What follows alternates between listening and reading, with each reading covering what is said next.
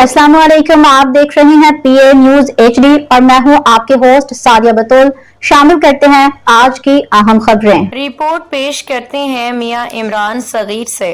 पंजाब हुकूमत का आबी गुजरगाहों पे कायम गैर कानूनी तामीरात के खिलाफ बड़ा इकदाम।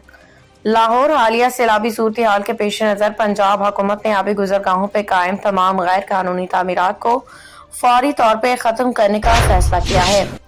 चीफ सेक्रेटरी पंजाब ज़ैद अख्तर जमान ने निजी टीवी चैनल से गुफ्तगू में कहा कि दरियाओं, नदी नालों और दीगर कुदरती आबी रास्तों पे गैर कानूनी तामीरात सैलाब की शिद्दत में इजाफे का बायस बनती हैं।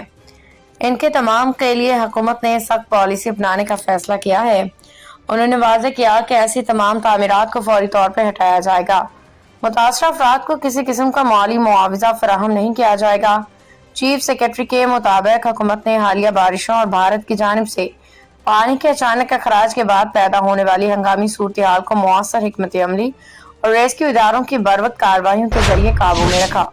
दूसरी जानिब वजीर आला पंजाब मरीम नवाज ने इस बात पर जोर दिया कि एक ही वक्त में होने वाली शदीद बारिशों पड़ोसी मुल्क की जानिब से पानी छोड़ने की वजह से सूबा में एक बड़ा बहरान से दो चार है। उन्होंने कहा कि हुकूमत की जानिब से अर्ली वार्निंग सिस्टम और लोगों की बरवक्त मुंतकली के बायस हजारों जानें बचाई गई।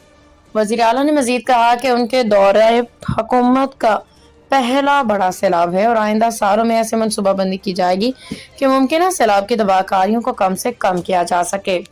उनके मुताबिक NDMA PDMA को हिदायत जारी कर दी गई है कि वो जामे हिकमत अमली में मरतब करे, जिसमें नए डैम्स और पानी जखीरा करने के लिए रिजर्वायर्स की तामीर भी शामिल हो ताकि कुदरती आफात के असरात कम किए जा सकें। न्यूज स्टूडियो से अब तक के लिए इतना ही। मजीद खबरों और अपडेट्स के लिए देखते रहिए पीए न्यूज HD।